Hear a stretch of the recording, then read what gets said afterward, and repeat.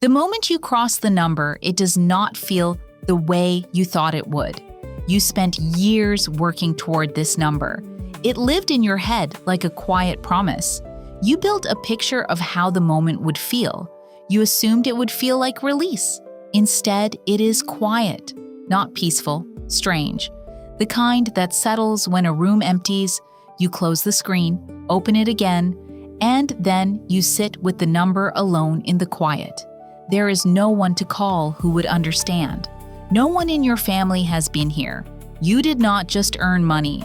You crossed a line your family has never crossed before.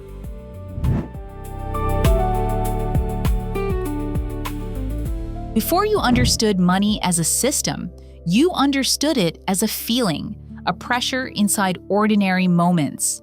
The silence when a bill arrived, plans that changed without explanation, conversations that always hit the same wall. Nobody handed you a map of the boundaries.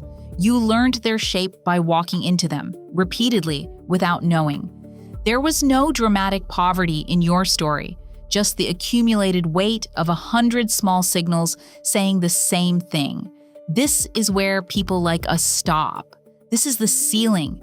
You do not have to like it. You just have to accept it. The adults around you manage scarcity with remarkable precision. Every resource stretched, every emergency absorbed.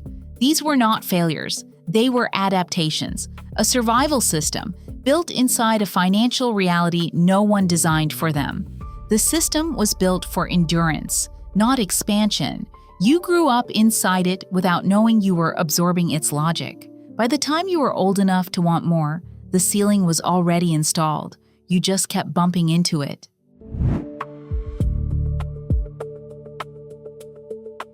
You cannot remember the exact moment, but something shifted.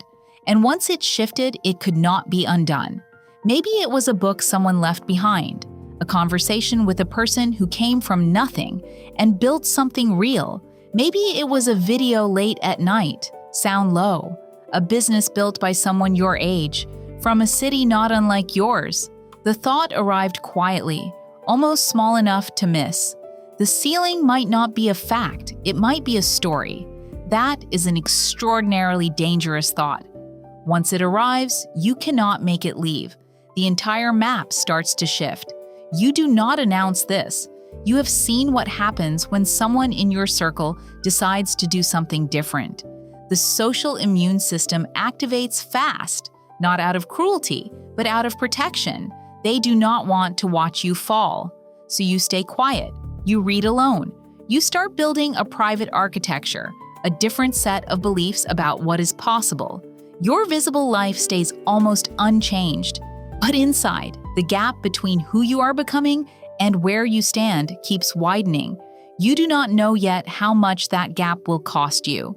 In time, in lost weekends, in years before it finally resolves. The first attempt does not work. Maybe it fails fast. Maybe it limps forward for months before collapsing quietly. Either way, the result is the same. Nothing to show for the time you spent, and the people around you are watching. You do not quit, you adjust. You try again, differently, building a private discipline no one around you can see. You are learning how money moves, how businesses are structured, how investments compound, how tax systems actually work. You are building a second education on top of the first, the kind that will change your life. And it is invisible for now. You spend money on learning, and people cannot understand why. You spend weekends on things that have not paid back yet. You have conversations that end in well-meaning discouragement, which is, in some ways, harder to absorb than open skepticism. You are not grinding in the aggressive, performative sense.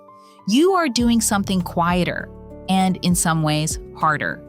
You are choosing, repeatedly, to believe in a direction before there is any evidence that the direction is correct. That kind of sustained, private belief is not romantic when you are inside it. It is simply exhausting.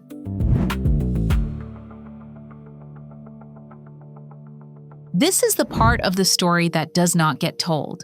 Not because it is too painful, but because it is too ordinary. There is no single low point, no defining crisis, just the long, slow wait of years that have not yet resolved into anything. Your bank account does not reflect the version of yourself you have been building in private. That gap is real and visible. Friends drift, not dramatically. You lose them the way you lose things you did not notice you were holding until they are gone. They stopped asking because you kept saying no. You kept saying no because you were building something that required the time. Your family asks questions with a familiar edge. When does this become real? When do you stop taking risks and get something stable? They are not asking because they want you to fail. They love you inside a framework where security means predictability. Then comes a specific bad week. The numbers go wrong. The voice in your head becomes very reasonable and very loud. It tells you the pattern is clear, that people who started where you started do not end up where you are trying to go. You sit with that voice for a while. Then you decide it is not data. It is history presenting itself as destiny. You are no longer interested in repeating the history. Something very small begins to change. You can feel it before you can see it.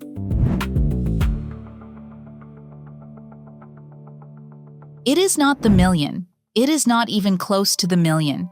But it is real, it is yours, and that changes something. Maybe it is the first month your project covers a full month of real expenses. Maybe the first client payment that makes your hands pause. Maybe an investment that returns a provable amount. Not life-changing, but provable. The proof itself is what matters here. Maybe an account balance that not long ago would have looked like a rounding error. Something that happened only to other people. You stare at it longer than makes sense. Then you close the screen and sit in a very specific kind of quiet. The person you want to tell has not lived the days that produced this number. They would be glad, but they would not understand. To explain the significance, you would have to explain everything that came before it. Tonight, you do not have the language for everything, so you keep it. You let it be real inside you, without an audience. That is what the first win actually looks like. What shifts is not arrogance. It is a different quality of belief, one that lives in the body now, not only in the mind. Before the win, you believed the ceiling was breakable because you decided to. Now you know it because you have broken a piece of it. The fear also shifts. It used to be, this will never work. Now it becomes, this is working, and I could lose it. The stakes are real now. You reinvest. You stay uncomfortable on purpose because you have learned that comfort is where momentum slows. The first win is not arrival. It is confirmation that the direction is correct. That is what it needs to be. Keep building.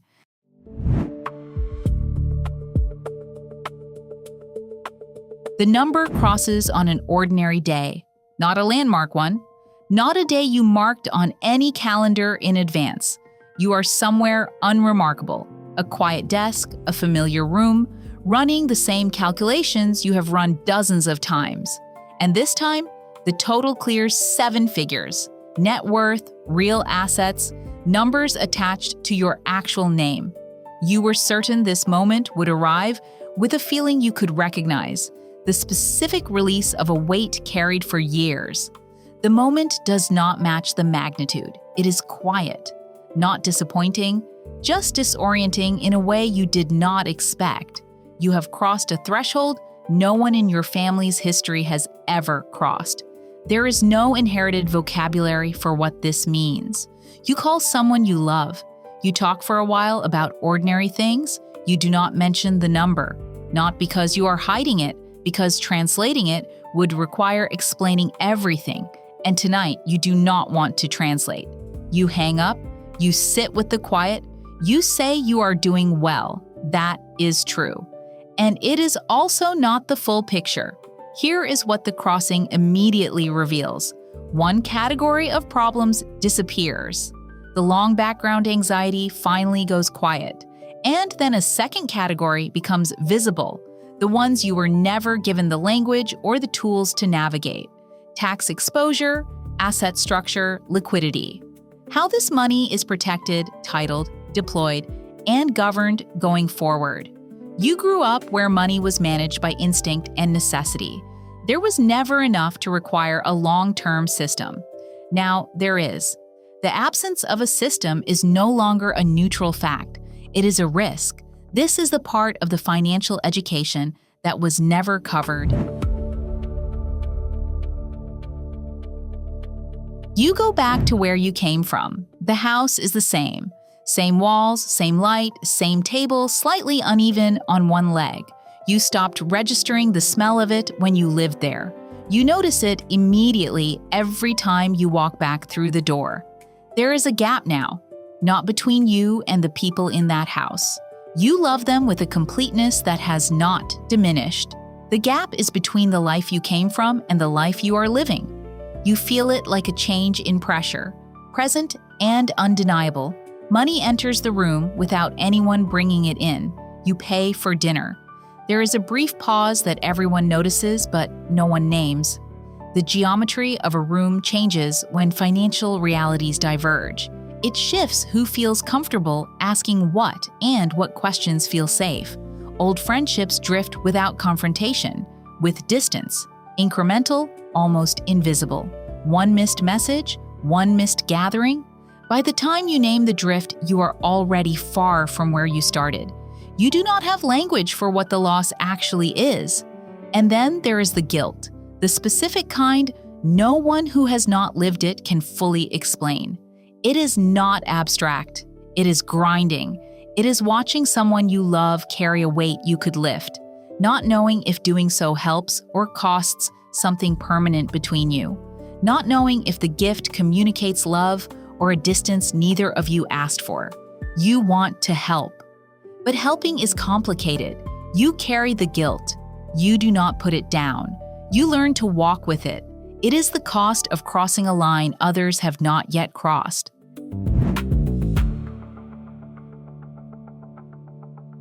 This is the level most stories about wealth skip entirely, the morning after the milestone, when the real work begins.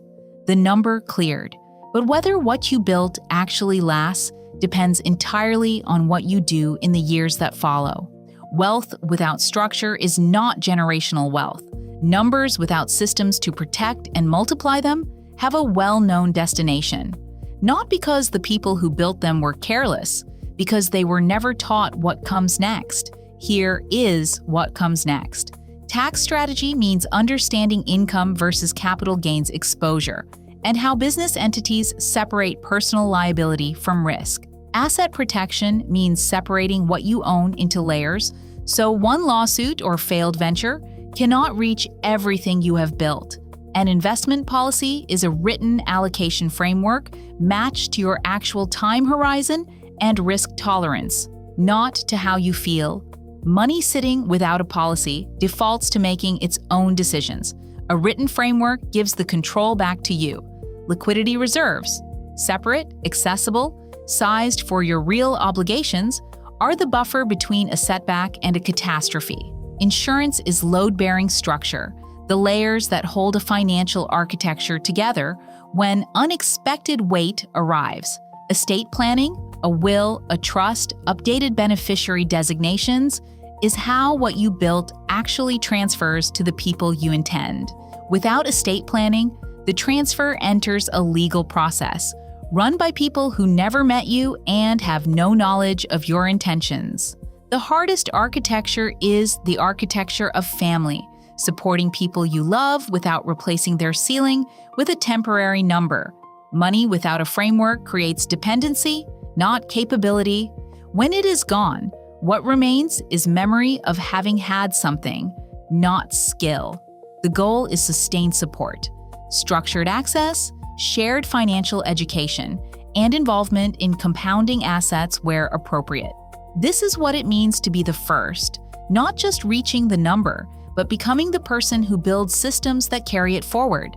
Tax, structure, protection, liquidity, investment, estate, education, family architecture. These are the actual parts of wealth. You are building the blueprint while living in the building. That is what the first one always has to do. At some point years from now, someone in your family will grow up without ever knowing what the ceiling felt like.